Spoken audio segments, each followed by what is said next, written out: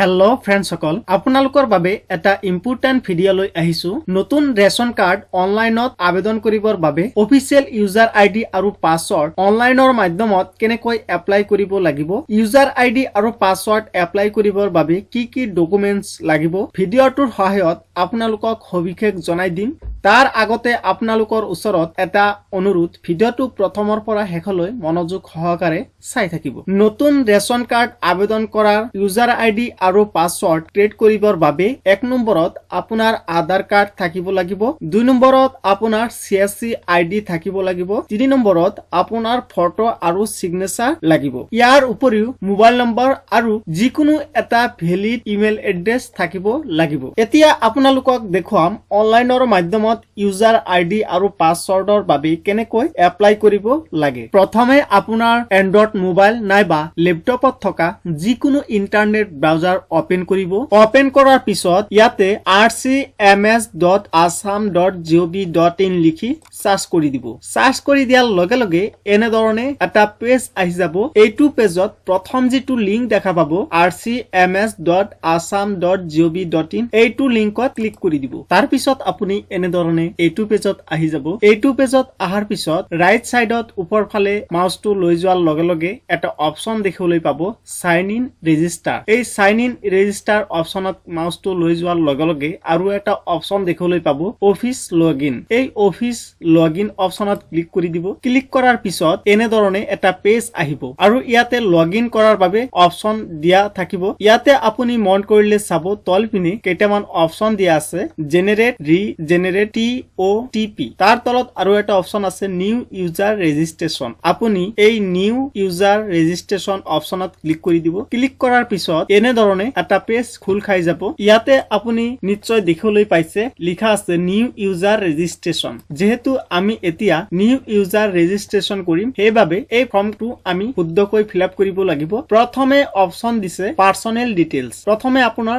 এই personnel details খিনি fill up কৰিব ইয়াতে অপচনটো দিছে ইউজাৰ নেম ইয়াতে আপুনি ইউজাৰ নেম লিখিব লাগিব মানে আপোনাৰ নামটো ইয়াতে শুদ্ধভাৱে এন্টাৰ কৰিব লাগিব ইয়াতে আপুনি লক্ষ্য কৰিলে চাব দুই ঠাইত আপোনাৰ ইউজাৰ নেম লিখিবলৈ দিছে প্ৰথম অপচনটো দিছে ইন লোকেল ল্যাঙ্গুৱেজ মানে আপোনাৰ যেটো স্থায়ী ভাষা সেই ভাষাত আপোনাৰ নামটো ইয়াতে এন্টাৰ কৰিব লাগিব আৰু ইয়াতে যেটো অপচন দিছে ইউজাৰ নেম ইন ইংলিছ এইটো ঠাইত আপোনাৰ নামটো ইংৰাজী ভাষাত লিখিব লাগিব প্ৰথমে আপোনাৰ নামটো শুদ্ধভাৱে ইয়াতে এন্টাৰ কৰিব এনেকৈ আপোনাৰ নামটো এন্টাৰ কৰাৰ পিছত তলপিনে আৰু এটা অপচন দেখিবলৈ পাব মাদাৰ্স নেম ইয়াতে আপোনাৰ মাকৰ নাম শুদ্ধভাৱে এন্টাৰ কৰি দিব তাৰ পিছৰ অপচনটো পাব ফাদাৰ্স নেম ইয়াতে আপোনাৰ দেউতাৰ নামটো শুদ্ধভাৱে এন্টাৰ কৰি দিব এনেকৈ আপোনাৰ ফাদাৰ্স নেম বা আপোনাৰ দেউতাৰ নামটো এন্টাৰ কৰাৰ পিছত তলপিনে এটা অপচন দেখিবলৈ পাব ডেট অফ বাৰ্থ ইয়াতে আপোনাৰ জন্মৰ তাৰিখটো শুদ্ধভাৱে এন্টাৰ কৰি দিব এনেকৈ ডেট অফ বাৰ্থটো শুদ্ধভাৱে এন্টাৰ কৰাৰ পিছত আৰু এটা অপচন দেখিবলৈ পাব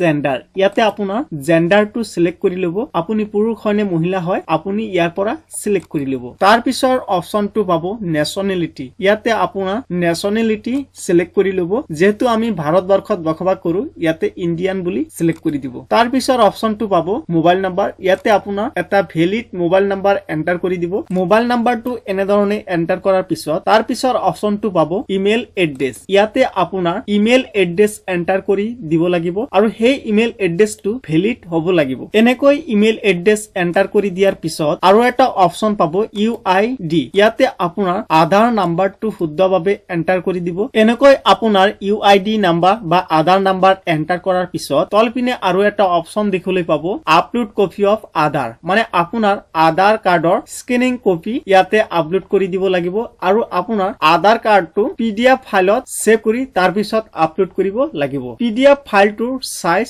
100 KB তলত হ'ব লাগিব এতিয়া আধাৰ কাৰ্ডটো আপলোড কৰাৰ বাবে আপুনি সোৰ্স ফাইল অপচনটোত ক্লিক কৰি দিব সোৰ্স ফাইল অপচনটোত ক্লিক কৰি দিয়াৰ পিছত এনে ধৰণে আপোনাৰ ফাইলটো সোৰ্স কৰাৰ কাৰণে অপচন আহি যাব এনেকৈ আপোনাৰ ফাইলটো সোৰ্স কৰি লব তাৰ পিছৰ অপচনটো পাব ইউজাৰ ফটো ইয়াতে আপোনাৰ ফটো আপলোড কৰিব লাগিব আৰু ফটোৰ সাইজ 12 KB তলত হ'ব লাগিব ফটো আপলোড কৰাৰ বাবে সোৰ্স ফাইল অপচনত ক্লিক কৰিব ক্লিক কৰাৰ পিছত এনে ধৰণে আপোনাৰ ফটোটো আপলোড কৰি দি দিব ফটো আপলোড কৰাৰ পিছত পিছত এনেধৰণে আপোনাৰ ফটোটো ইয়াতে শো কৰিব ফটো আপলোড কৰাৰ পিছত আৰু এটা অপচন পাব ৰিমাৰ্কস এই ৰিমাৰ্কস অপচনত আপোনাৰ মন্তব্যটো লিখি দিব আপোনাৰ যি মন্তব্য হয় সেই মন্তব্যখিনি ইয়াতে শুদ্ধভাৱে লিখি দিব এনেকৈ আপোনাৰ মন্তব্যটো এন্টাৰ কৰাৰ পিছত আৰু এটা অপচন পাব অফিস ডিটেইলছ এই অফিস ডিটেইলছত আপোনাৰ ষ্টেটৰ নাম বা ৰাজ্যৰ নাম অটোমেটিকলি সিলেক্ট কৰাই থাকিব তাৰ পিছত ইয়াতে আপোনাৰ ডিস্ট্ৰিক্টৰ নামটো বা আপোনাৰ জিলাৰ নামটো সিলেক্ট কৰি লব তাৰ পিছত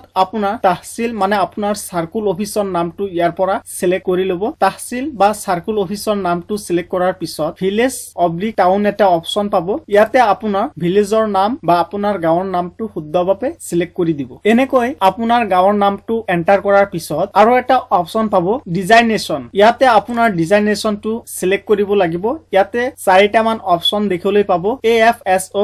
ARO অফিচ তাৰ পিছৰ অপচনটো পাব DEO তাৰ পিছৰ অপচনটো পাব ইন্সপেক্টৰ তাৰ পিছৰ অপচনটো পাব CSC ইয়াৰ পৰা আপোনাৰ যেটো ডিজাইনেশ্যন হয় আপুনি সিলেক্ট কৰি লব মই ইয়াতে CSC টো সিলেক্ট কৰি আছো ডিজাইনেশ্যন সিলেক্ট কৰাৰ পিছত ইয়াতে আৰু এটা অপচন দেখিবলৈ পাব লগইন আইডি ইয়াতে আপোনাৰ CSC আইডি টো এন্টাৰ কৰি দিব লাগিব CSC আইডি টো এন্টাৰ কৰাৰ পিছত ৰাইট সাইডত এটা অপচন দেখিবলৈ পাব চেক এভেইলেবিলিটি ইয়াতে আপুনি ক্লিক কৰি দিব ক্লিক কৰি দিয়াৰ পিছত অলপ লোডিং হ'ব লোডিং হোৱাৰ পিছত যদি আপোনাৰ CSC আইডি টো এভেইলেবল হয় বা আবেদন কৰাৰ বাবে প্ৰযোজ্য হয় তেনেহলে ইয়াতে এভেইলেবল লিখা আহি যাব লগতে ৰাইট চিন এটা আহি যাব তাৰ পিছত আপুনি অপচন পাব পাসওয়াৰ্ড ইয়াতে আপুনি এটা নতুন পাসওয়াৰ্ড ক্ৰিয়েট কৰিব লাগিব আৰু সেই পাসওয়াৰ্ডটো এনে ধৰণৰ হ'ব লাগিব যেনেকুৱা ধৰক abcd@123 মই ইয়াতে পাসওয়াৰ্ডটো এন্টাৰ কৰি দি আছো পাসওয়াৰ্ডটো এন্টাৰ কৰাৰ পিছত ৰাইট সাইডত আৰু এটা অপচন পাব